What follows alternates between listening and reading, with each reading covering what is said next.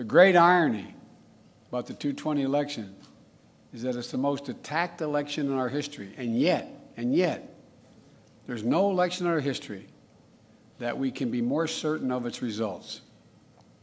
Every legal challenge that could have been brought was brought.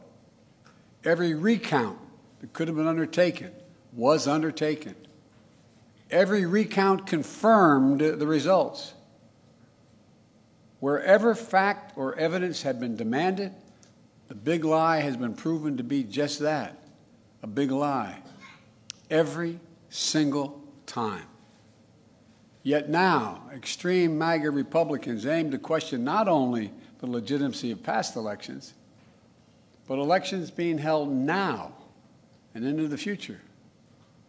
The extreme MAGA element of the Republican Party, which is a minority of that party, as I said earlier, but is its driving force, is trying to succeed where they failed in 2020, to suppress the right of voters and subvert the electoral system itself. That means denying your right to vote and deciding whether your vote even counts. Instead of waiting until an election is over, they're starting well before it. They're starting now.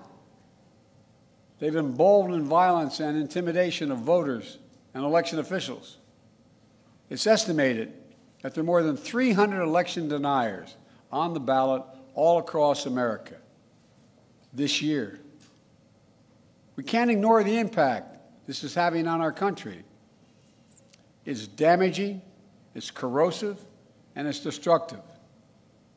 And I want to be very clear. This is not about me. It's about all of us. It's about what makes America, America. It's about the durability of our democracy. For democracies are more than a form of government. They're a way of being, a way of seeing the world, a way that defines who we are, what we believe, why we do what we do. Democracy is simply that fundamental. We must, in this moment, dig deep within ourselves and recognize that we can't take democracy for granted any longer. With democracy on the ballot, we have to remember these first principles. Democracy means the rule of the people, not the rule of monarchs or the moneyed, but the rule of the people. Autocracy is the opposite of democracy. It means the rule of one person, one interest, one ideology, one party.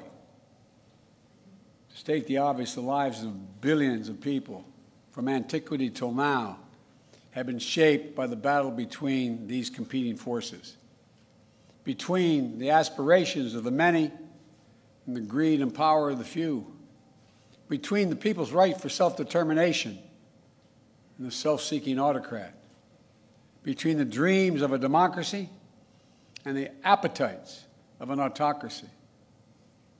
What we're doing now is going to determine whether democracy will long endure.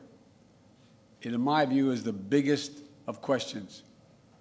Whether the American system that prizes the individual, bends towards justice, and depends on the rule of law, whether that system will prevail. This is the struggle we're now in. A struggle for democracy, a struggle for decency and dignity, a struggle for prosperity and progress, a struggle for the very soul of America itself. Make no mistake, democracy is on the ballot for all of us. We must remember that democracy is a covenant.